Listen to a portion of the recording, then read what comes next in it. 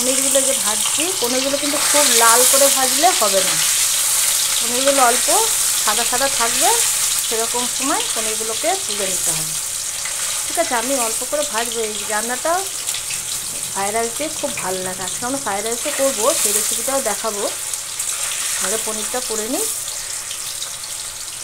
আর যে পোস্তটা বেটে রেখেছি সেটা হচ্ছে এখন লঙ্কা দিইনি, কেন আমার বাচ্চা খাবে তো, এই জন্য লঙ্কাটা এখন দিইনি, পরে কাঁচা লঙ্কা বাটাটা দিয়ে দেবো।